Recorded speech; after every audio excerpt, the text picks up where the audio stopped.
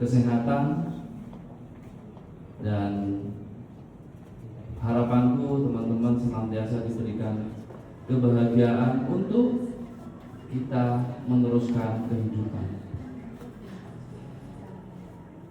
Apapun yang kita lakukan adalah dalam rangka meneruskan kehidupan. Meneruskan kehidupan dimulai dari pagi hari kita melangkah. Nah, kehidupan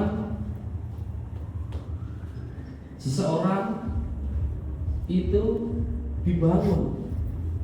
Ya, jadi selain kalimat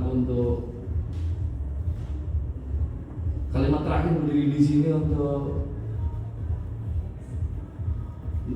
Kak Nina sama Risvaldo, sekalian aku juga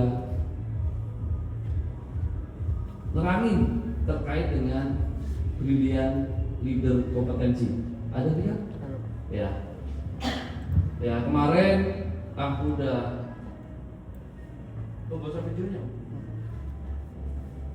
Videonya nanti kelamaan.